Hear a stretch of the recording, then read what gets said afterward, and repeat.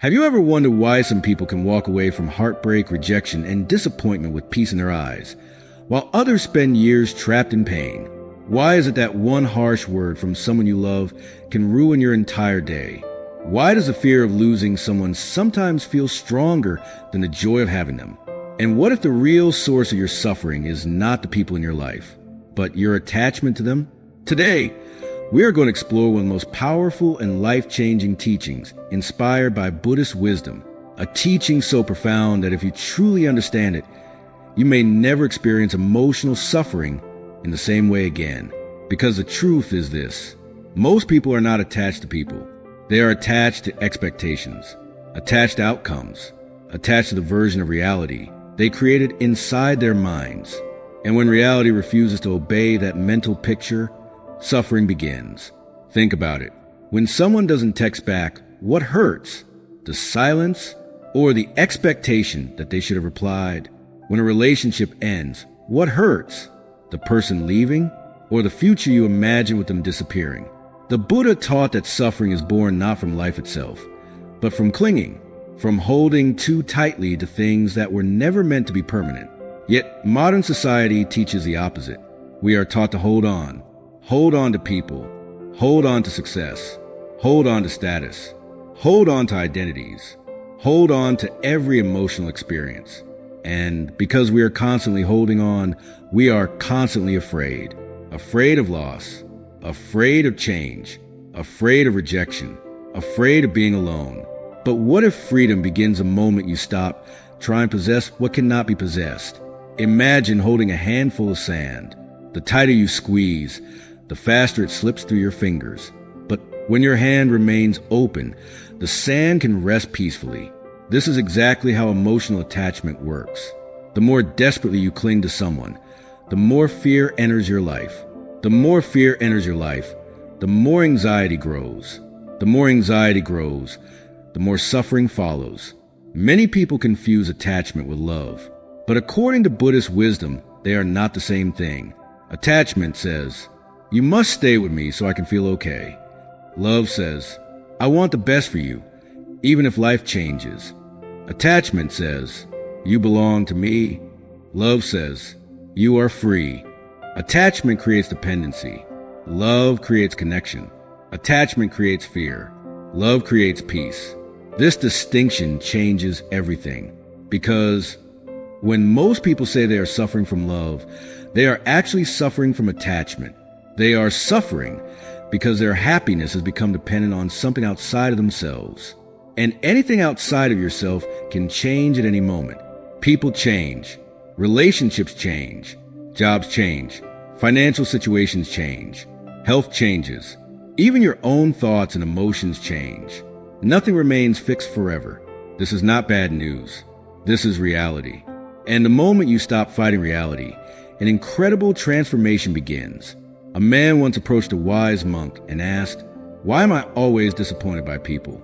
The monk smiled and replied, "Because you keep asking people be who you want them to be, instead of seeing who they are." For a moment, the man was silent. Then he realized something. His suffering wasn't coming from other people. It was coming from the gap between reality and expectation. How many times have we done the same thing? We create stories in our minds. We imagine how people should behave, how life should unfold, how success should arrive. And when reality chooses a different path, we feel betrayed. But reality never betrayed us. Reality simply refused to follow our script. One of the greatest forms of emotional maturity is learning to release the need to control everything. Control is often attachment wearing a disguise. We want certainty. We want guarantees. We want promises that nothing will change. But life offers no such contract. Everything is moving. Everything is evolving. Everything is temporary. At first, this idea may sound uncomfortable, but hidden inside impermanence is one of life's greatest gifts. Because if painful moments are temporary, they will pass. If heartbreak is temporary, it will pass. If loneliness is temporary, it will pass. If fear is temporary, it will pass. The same law that causes loss also makes healing possible. The same law that creates endings also creates new beginnings. Yet many people remain trapped because they resist what is already happening. They spend years wishing the past would return, years wishing someone would become different, years wishing life would go backward.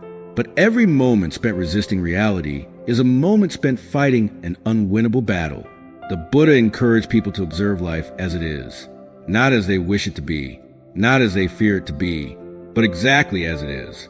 This simple practice develops extraordinary inner strength, because when you stop demanding that reality obey your desires, you discover something remarkable. Peace was never hiding in control. Peace was hiding in acceptance. And acceptance does not mean giving up. It means seeing clearly. It means understanding that clinging creates suffering while wisdom creates freedom. The strongest people are not those who control others. They are those who control themselves. They are those who can experience loss without becoming destroyed by it. They are those who can face uncertainty without collapsing into fear. They are those who understand that true security cannot come from external circumstances. It must come from within. And this brings us to a powerful question. If attachment is the source of suffering, then how do we finally let go? How do we stop emotionally depending on people, outcomes, and circumstances? How do we develop a mind so strong that peace remains even when life becomes unpredictable? If attachment creates suffering, why do people hold on to it so tightly? The answer is surprisingly simple. Because attachment creates an illusion of safety. The human mind naturally seeks certainty. It wants guarantees. It wants to know that tomorrow will look exactly like today. But life has never worked that way. The mind says, if I can keep this person, this relationship, this job, this status, then I will finally be secure. Yet history proves otherwise. People who gained wealth still worried about losing it. People who found love still feared abandonment. People who achieved success still feared failure. Why? Because attachment never removes fear. It feeds it. The more attached you become, the more you fear losing what you have. And that fear quietly steals your peace. This is one of the deepest psychological truths hidden within Buddhist teachings. The object of attachment is never the real problem. The dependency is. Imagine two people standing under the same storm. One panics because the storm is ruining their plans. The other remains calm because they accept that storms are part of life. The storm is identical. The difference exists only in the mind. This is why Buddha emphasized mastering the mind above all else. Because suffering is often created not by events, but by our relationship to those events. Many people spend their entire lives trying to control the outside world. Very few learn to master the inner world. And yet the inner world determines everything. Your thoughts shape your emotions. Your emotions shape your actions. Your actions shape your destiny. Change the mind, and you begin to change your entire life. So, how do we actually reduce attachment? The first practice is awareness. Most attachments operate unconsciously. People rarely stop and ask themselves, what am I afraid of losing? What expectation am I holding on to? What outcome am I demanding from life? When you become aware of your attachments, they begin losing power over you. Awareness shines light into places where suffering hides. The second practice is learning to observe without immediately reacting. A feeling appears. Loneliness, jealousy, fear, sadness. Most people instantly become that feeling. They identify with it. They believe it defines them. But Buddhist wisdom teaches something different. You are not the emotion. You are the observer of the emotion. The feeling comes. The feeling stays. The feeling leaves. Just like clouds passing through the sky remains untouched. And so does your deeper awareness. This understanding creates emotional freedom. Because once you realize emotions are temporary visitors, you stop building your identity around them. The third practice is gratitude. Attachment constantly focuses on what is missing. Gratitude focuses on what is present. Attachment says, I need more. Gratitude says, I already have enough to appreciate. This shift may sound simple, but it transforms the way you experience life. The mind cannot simultaneously live in appreciation and desperation. One dissolves the other.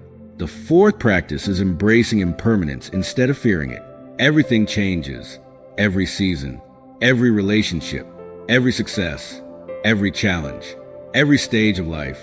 Instead of resisting this truth, learn to flow with it. A tree survives powerful winds not because it refuses to move. It survives because it bends. Flexibility creates resilience. Acceptance creates strength. Resistance creates suffering. One day, a student asked a monk, "How can I stop being afraid of losing the people I love?" The monk replied, "Love them fully while they are here." The student looked confused. The monk continued, "Your fear comes from trying to make today last forever, but nothing lasts forever.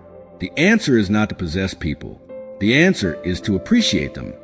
Those words contain immense wisdom. Many people are so busy fearing loss that they forget to experience the present moment. They spend today's gift worrying about tomorrow's uncertainty, and in doing so, they lose both. The present moment is where life happens. Not yesterday, not tomorrow. Now, this moment, this breath, this opportunity, this experience. When you become fully present, attachment naturally weakens. Because attachment lives in imagined futures. Presence lives in reality. And reality is always happening now. Perhaps the greatest misunderstanding about letting go is believing it means becoming cold or detached from humanity. That is not what Buddhist wisdom teaches. Letting go does not mean you stop caring. It means you stop clinging. You can love deeply without attachment. You can care deeply without dependency. You can give fully without expecting something in return. You can walk through life with an open heart instead of a clenched fist. That is true strength, not emotional numbness, not indifference, but freedom. Freedom to love without fear. Freedom to live without constant anxiety. Freedom to remain peaceful even when circumstances change. Because eventually, every person discovers a powerful truth. The things we try hardest to hold on to are often the very things that teach us how to let go. And once you truly learn this lesson, life begins to feel different, lighter, calmer, clearer. You stop chasing validation. You stop begging for approval. You stop allowing other people's choices to determine your emotional state. You reclaim ownership of your mind. You reclaim ownership of your peace. You reclaim ownership of your life. And perhaps for the first time, you realize that happiness was never hidden in another person. It was never hidden in a future achievement. It was never hidden in perfect circumstances. It was always hidden beneath the noise of attachment, waiting patiently to be discovered. So today, ask yourself, what am I holding on to that is holding me back? What expectation is stealing my peace? What fear would disappear if I stopped clinging? The answers may change your life. Remember, nothing lasts forever, but that is exactly what makes each moment precious. Learn to appreciate without possessing. Learn to love without controlling. Learn to live without clinging, and peace will follow naturally. If this message touched your heart and helped you see life from a new perspective, please take a moment to like this video and subscribe to the channel.